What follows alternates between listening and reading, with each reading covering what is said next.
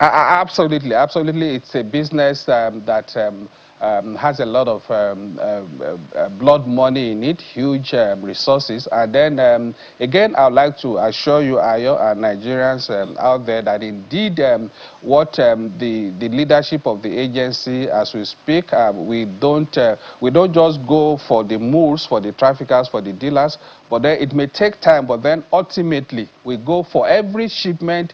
The agency ensures that we trace it up to the last person on the ladder. That's the big bureau. And that's, I mean, there have been several instances, and in General Marwa's remark at the World Drug Day last Friday, he indeed put that figure out that in the last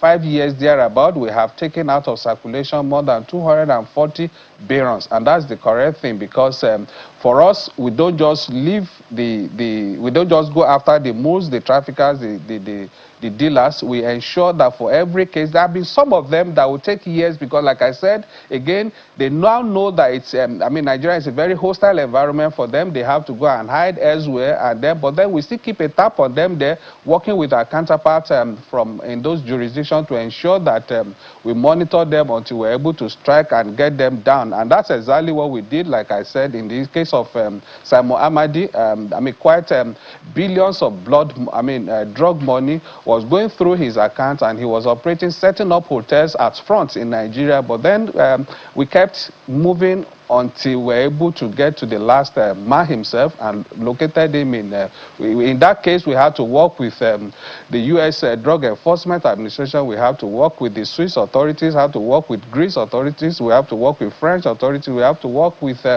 okay, now, and the NDLEA in Nigeria. We have to work with everybody. It's a multi-country, multi-jurisdiction operation. So this is exactly what we're doing to ensure that these people, no matter who they are, no matter how highly placed they are, and that's exactly again what happened in the case of the Ogun Forest Meth Lab. We went to Ogun East, the Ijebu East, where we discovered this thing, but the man was chilling in his house in Lekki, thinking that nobody would connect him with what is happening in the Ogun Forest. But then, simultaneously, just as a team of our operatives were in Ogun Forest, dismantling his blood infrastructure, drug infrastructure, another team was in Lekki, taking him down where he was chilling in his mansion there. So that's exactly what we do. We don't just dismantle the structure. We go after the big man, and quite a number of them, as we speak, we have quite a number of them on our radar. And until we take down